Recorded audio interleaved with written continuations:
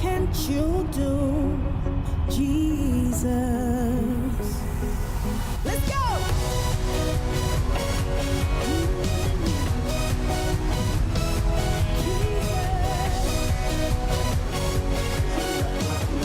Nous a conduit jusqu'à ce lieu, Seigneur, jusqu'à ce continent et cette nation dans la paix. Nous bénissons ton nom et ta présence.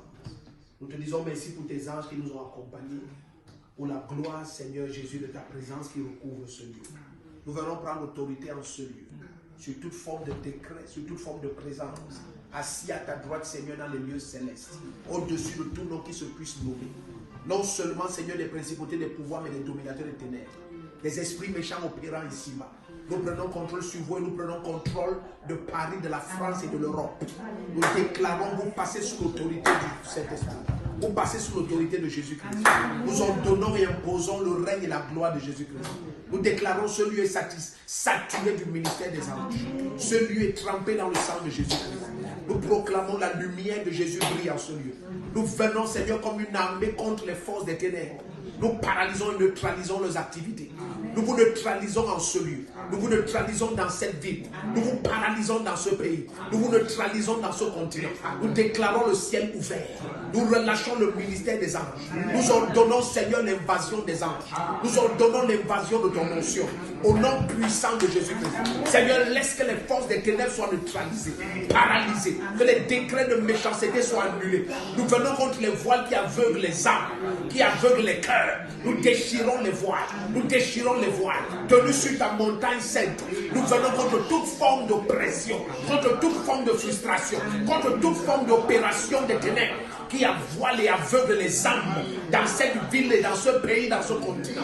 Au nom puissant de Jésus-Christ, nous déclarons, Seigneur, aie ton accès. Seigneur, aie un libre accès. Seigneur, aie un libre accès. Un libre accès au cœur, un libre accès aux âmes, un libre accès aux esprits. Au nom puissant de Jésus-Christ. Mando bragadebo chantalbarobasa. Les brogodo bagadia bachande. Les bragozondo no bragadia baha. Les borondo no braganamazondo. Mando bragadia. Merci Seigneur, merci Seigneur, merci Seigneur. Alléluia. Nous allons. La réalité c'est que il n'y a pas de pays difficile. Il n'y a pas de pays difficile. Et il n'y a que des prix qui sont différents. Il n'y a pas de pays difficile. C'est comme il n'y a pas de roc imbrisable. Il n'y a que le marteau non adapté. Amen. Tout roc peut être brisé. Amen. Mais il faut seulement que le marteau soit adapté. Et le Seigneur dit, voici les cornes qui ont oppressé Juda et Jérusalem, au point où personne n'ose lever la tête. Mais il dit, voici les forgerons, voici le marteau des forgerons que j'ai suscité pour briser les cornes qui empêchent que Juda se dresse. Donc c'est juste être le marteau adapté dans les mains du Seigneur. Et quand on parle de marteau, ça parle d'une force intérieure extrême. Une nation, j'appelle l'Europe une nation. Une nation comme l'Europe, une zone comme la France, l'Allemagne, n'importe où. Ce sont les nations où le diable pense qu'il a pris total contrôle. Parce qu'il a rendu l'homme intellectuel. La parole du Seigneur nous révèle que lorsque la connaissance augmente, les tourments augmentent. Ça fait qu'il se dit qu'il a amené l'Europe à un niveau où l'humain est éloigné de Dieu. Mais la réalité, c'est que l'Europe n'a jamais crié à Dieu comme maintenant. Amen. Personne ne sait ça. Chaque détresse, chaque suicide, chaque désespoir, ce sont des cris au Créateur.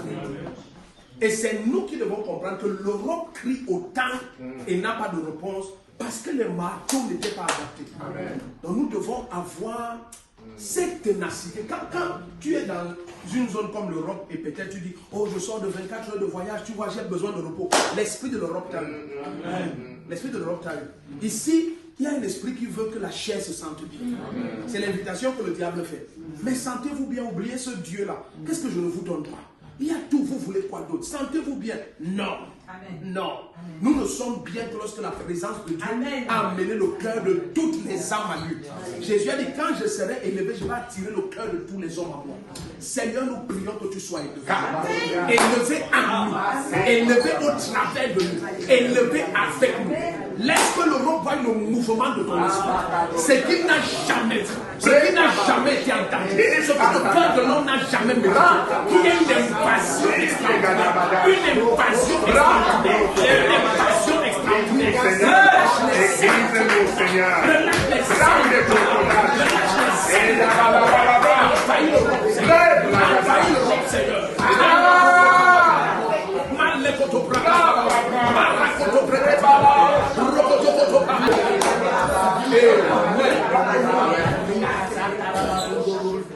Nous prions que la main du Seigneur amène un reste en Europe. La Bible dit, et le rejeton de ses racines va fructifier. Un rameau sortira du trône de Saül. Et chaque fois que la situation d'Israël a été catastrophique, le Seigneur dit, je me suis gardé un reste. Il dit, et ceux du peuple qui connaîtront leur Dieu. Quel que soit l'état catastrophique d'une nation, le Seigneur dit toujours, si parmi cette nation, je décide de détruire, mais si je vois Noé, si je vois des gens comme Job, si je vois des gens comme Daniel, il dit, ces gens vont échapper. Maintenant, le problème en Europe n'est plus d'échapper. Le problème maintenant, c'est d'amener les autres à voir la même gloire. La Bible dit que nous sommes ambassadeurs de Christ. Je vais vous dire la vérité. Le vrai besoin de l'Europe, c'est Jésus-Christ. L'unique besoin de l'Europe, c'est Jésus-Christ. L'Afrique a besoin du Seigneur, mais l'Europe a désespérément plus besoin du Seigneur. Quand moi je lis l'histoire de la Samarie, je vois toujours l'Europe. Parce que la Samarie a eu un réveil extraordinaire par Jésus-Christ. Quelques années après, la Bible nous dit que Philippe est entré en Samarie, mais c'était un sorcier qui régnait maintenant. Si aujourd'hui l'Afrique connaît l'Europe, l'Afrique connaît Jésus, l'Europe, l'Asie connaît Jésus, l'Amérique connaît Jésus, c'est parti de l'Europe. Ça a commencé à Jérusalem, mais c'est quand ça a envahi l'Europe que c'est devenu une œuvre missionnaire mondiale. Mais aujourd'hui, l'Europe est nette comme la Samarie était. C'est l'occultisme qui règne. Donc maintenant, le cri doit être de voix des Philippe. C'est pour ça que mon message pendant les 2 jours, personne ne connaît, c'est l'esprit de Philippe. C'est l'esprit de Philippe. Lorsque Philippe est venu, la Bible nous présente d'abord Philippe, même chez lui-même. Philippe était un homme, ses 4 filles étaient des prophétesses. Ça te montre quel genre de personne c'était. Et ces 4 filles n'étaient pas des prophétesses n'importe où. Elles étaient des prophétesses dans une ville de débauche qu'on appelait Antioche. Les 4 étaient prophétesses. Et Philippe a été choisi. La Bible dit que toute l'église rendait de lui un bon témoignage. Choisissez parmi vous 6 personnes de qui on rend un bon témoignage, rempli d'Esprit Saint et de sagesse. Voilà comment Philippe est là. Amen. Donc moi, c'est pour ça que je suis là. Parce que le but, le Seigneur veut seulement se trouver des Philippe. Qu'il soit 1, qu'il soit 10, qu'il soit 100. La fête, il va s'embrasser. L'Europe, s'il va s'embrasser. Les gens pensent que le besoin, c'est de marcher dans les rues, de parler de Jésus. C'est pas mauvais. Mais le vrai besoin, c'est qu'il y ait un hôtel de prière jusqu'à ce que la gloire du Seigneur descende. Le réveil d'Azusa Street n'a pas envahi la terre parce qu'ils étaient nombreux. Le réveil d'Azusa Street en 1900, dans les années 1905-1906 avec William Seymour. Ils étaient dans une grange, dans une étable où on gardait les chevaux, mais les gars priaient non-stop pendant plus d'1 an. Le feu est tombé. Et aujourd'hui, on a le réveil pentecôtiste, c'est né dans Azusa Street. Donc c'est tout ce qu'il faut ici. C'est tout ce qu'il faut. Nous croyons que l'Europe est froide. L'Europe n'est pas froide. C'est des marteaux qui n'étaient pas compris. Et nous croyons le Seigneur qu'une race se lève. Une race se lève. Que rien ne peut arrêter. Rien. Des gens qui regardent l'Europe et qui voient que ça vient à Jésus. Des gens qui ne parviennent pas à voir les obstacles que les autres voient. Cette Europe va se soumettre à Jésus. Pourquoi le Seigneur a permis maintenant que les Africains retournent en Europe? C'est pour ramener Jésus que l'Europe est venue prêcher là-bas. C'est la seule vraie raison. C'est la seule raison. Et la vérité, ça se voit. C'est ceux qui viennent d'Afrique qui ramènent le feu du Saint-Esprit en Europe. Nous prions au nom de Jésus. Que ces 2 jours soient 2 jours d'un réveil phénoménal, extraordinaire, monumental. Ce qui n'a jamais été fait, ce qui n'a jamais été entendu, ce que le cœur de l'homme n'a jamais médité. Père, nous te bénissons, parce que nous savons que tu le fais. Tu manifestes ta grandeur, tu attestes ta puissance, tu prouves encore une fois que c'est toi seul qui es Dieu, à la gloire de Dieu. Et que tu as tout pouvoir dans les cieux sur la terre, et que rien ne te résiste. Alléluia. Amen. La main du Seigneur est en ce lieu. Amen.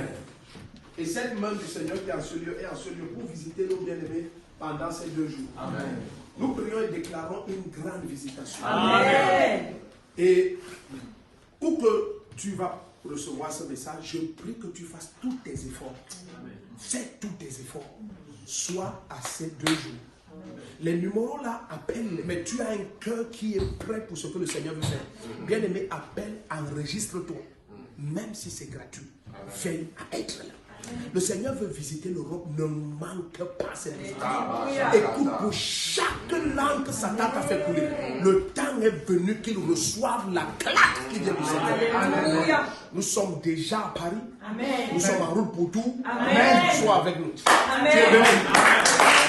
Alléluia.